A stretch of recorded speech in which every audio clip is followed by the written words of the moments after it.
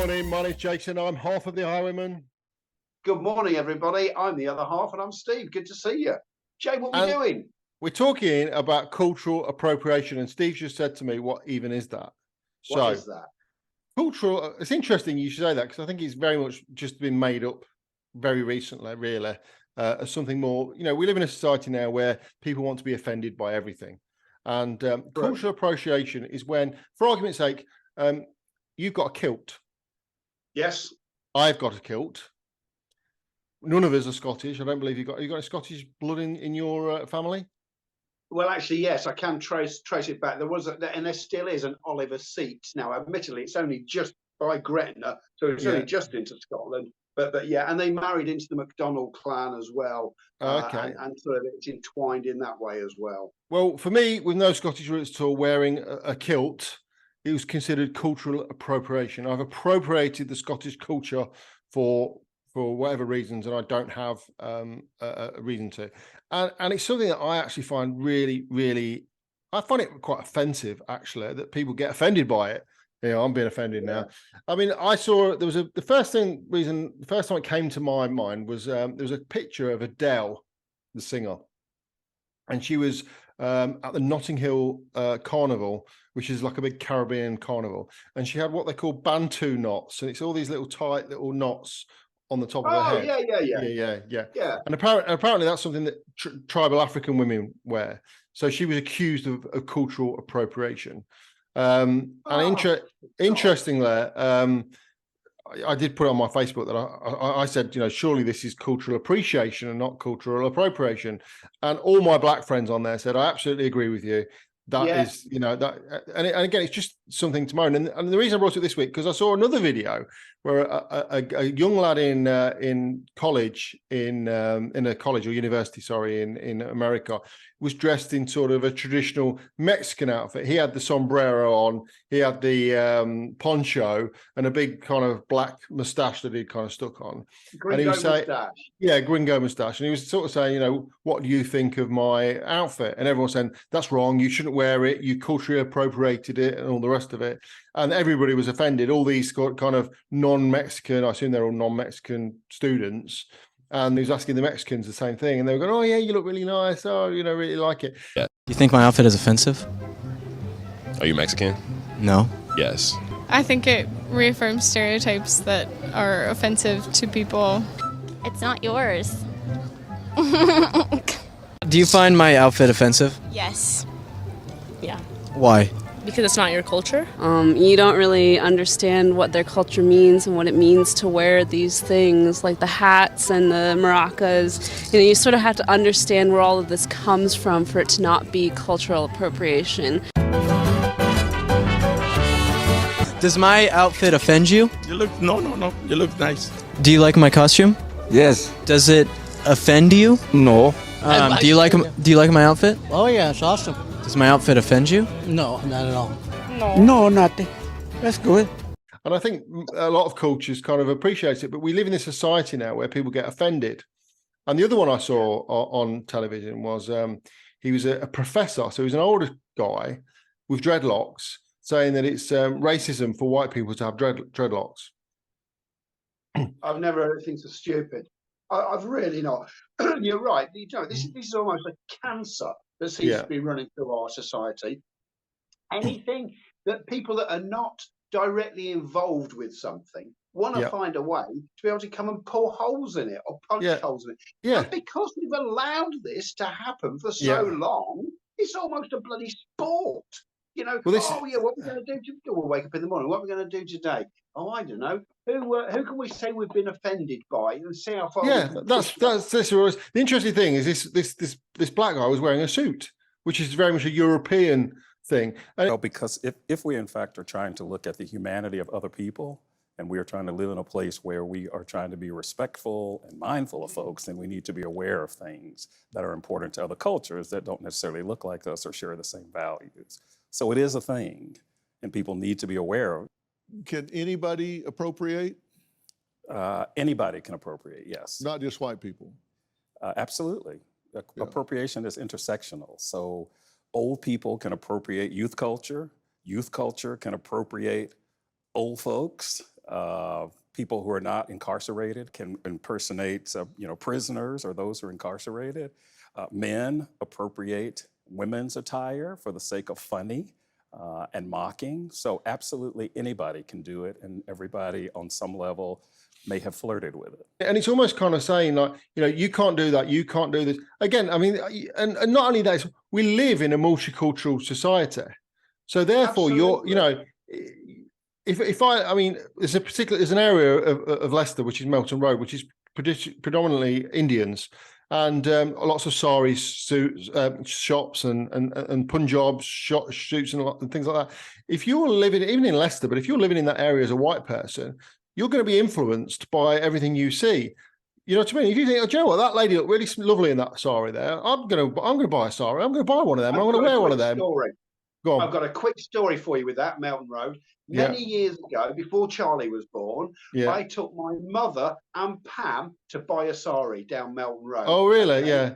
And Jay, what a phenomenal experience it was. It was amazing. So, and honestly, it's something that you should have on your bucket list to do. As a man, you go into these shops, and you're sat on a beautiful settee, given a cup of coffee or cup of or whatever it is, offered all the other bits and pieces. The attendants are it's almost like going back to the Victorian times. Yes. When the customer was king and everything else. And this is honestly true. So they have these little stages. And we went into more than one shop. And basically what would happen is all these beautiful materials are behind you. And so Pam would say, well, I like the look of that one.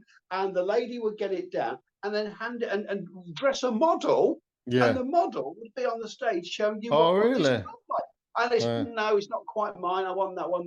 And they would do it for as long as you wanted to. I mean, we were in one shop for over half an hour. And we did sort of, get one of the Sahrees, I think, maybe I've gotten both of them. I can't remember. I was so impressed. And then after all that's done, you then asked, do you want some accompaniments to go with it? The jewellery and all the other bits and pieces.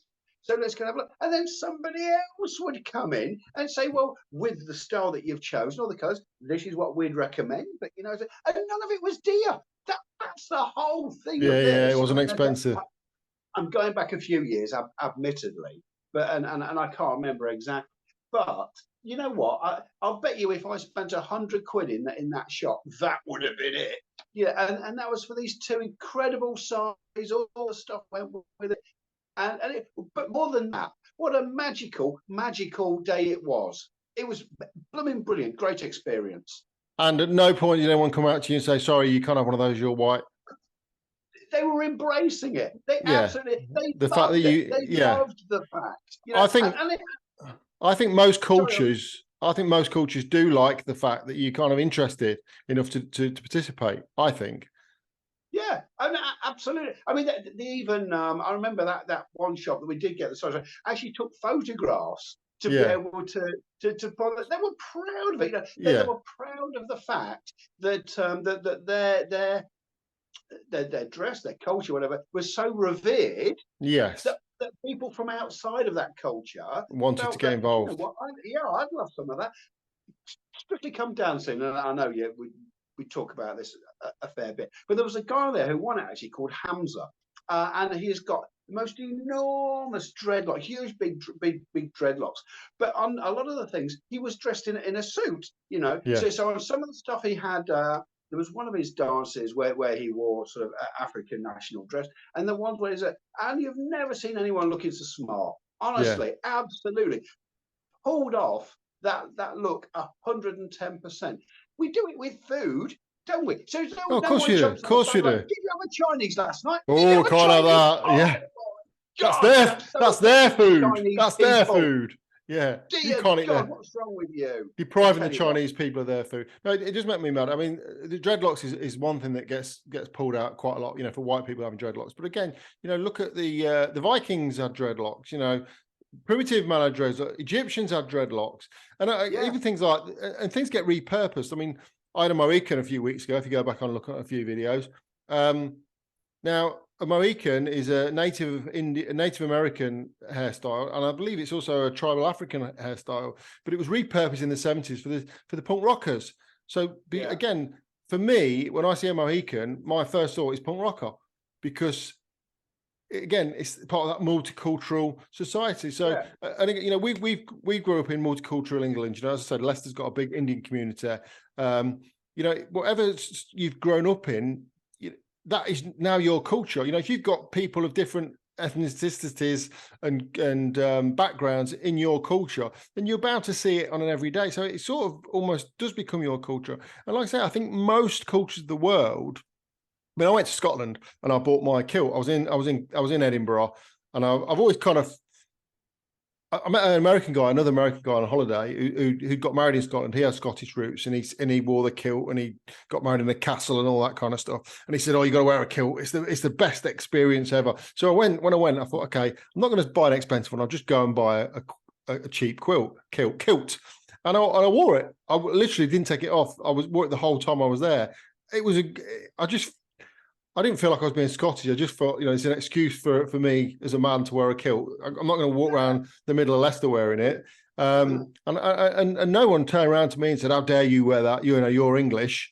You can't," because again, Scottish and English got quite a frayed relationship going back a long time. But no, I think it is just one of those modern things that people want to get offended by. And I, like you say, I think a lot of cultures will be quite proud. And where do you stop? It's things like, again, going back to like tattoos, like Maori tattoos. There's a kind of, that became quite popular after Robbie Williams had his Maori tattoo. And I know it's not traditional Maori, it's based on Maori, but it's that kind of styling. And it's like, where do you stop? You know, where do you tell black women they can't straighten their hair?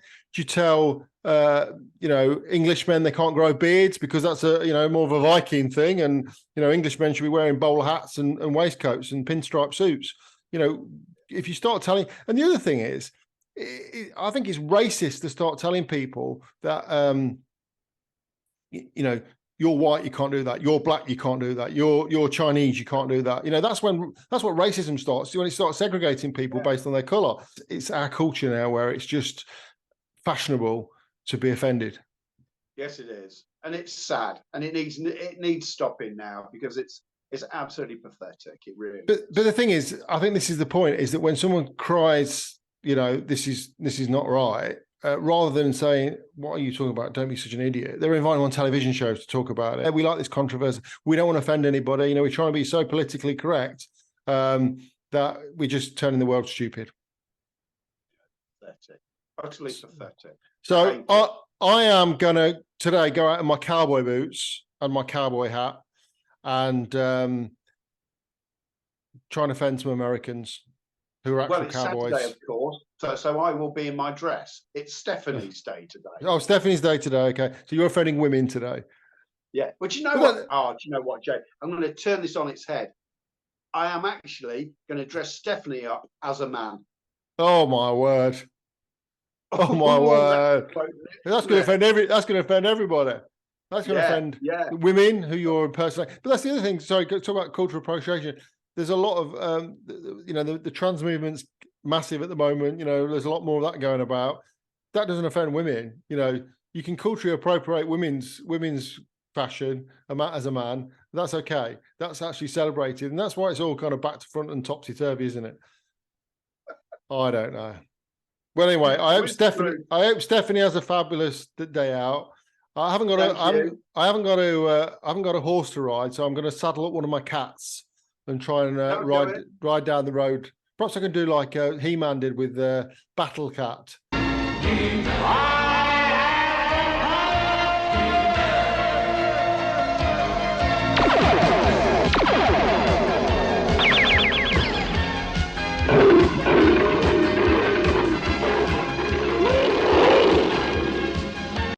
And just try and no. Enlarge my cat so it's large enough to ride. That sounds wrong. That sounds wrong on all counts. Anyway, you leave that cat's prostrate alone. Yes, if I've not offended somebody today, we'll keep trying. We'll try offending some other people another day. But anyway, thank you for watching. I don't think it's that hard, Jay. I really don't. We're dressing as geishas next week. And see if we can offend the Japanese. Thanks very much for watching. See you all next time. Cheers, everyone. Have a great day. Bye.